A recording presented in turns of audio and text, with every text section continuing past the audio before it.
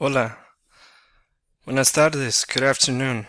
Today I'm going to be talking to you about a good book from historical fiction known as Esperanza Rising by Pam Munoz Ryan.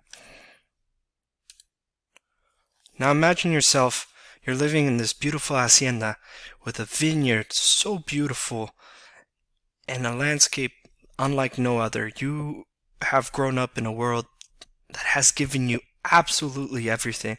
Life is perfect. You live with your mama, you live with your abuelita, your grandma, and just things are just so beautiful. Until one day, your life is turned upside down. Fires destroy your vineyards. Your life is completely changed. Your property is destroyed. You are forced to leave the country that you know as your own, which is Mexico, and you have to leave everything behind that you have created in Mexico.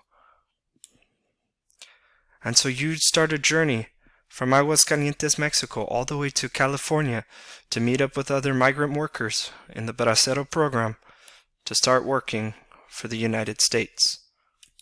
Here your life is a lot different. It's rough, it's hard, and it's not as advertised, and it's not like the good living that you had in the hacienda that you wish you could go back to. But as you live in the hacienda, you deal with a hard life, and there's struggles, and there's things that frustrate you.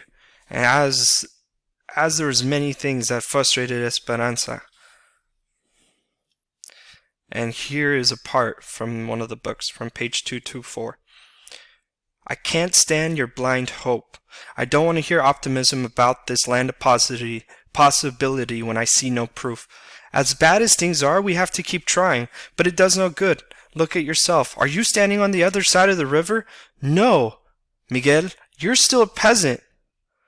With eyes as hard as green plums, Miguel stared at her, and his face contorted into a disgusted grimace.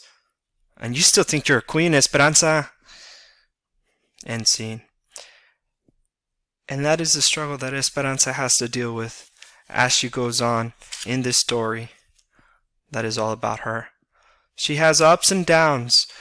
Life throws many obstacles in front of her that she has to overcome. And there are many symbols that resemble her in this book, such as a well and alive rose, a dying rose, the yarn doll, and a blanket that resembles life itself. This book is very interesting. I hope you guys can give it a read. I certainly enjoyed it. Again, this is Esperanza Rising by Pam Munoz Ryan, and it is part of the historical fiction world. Thank you.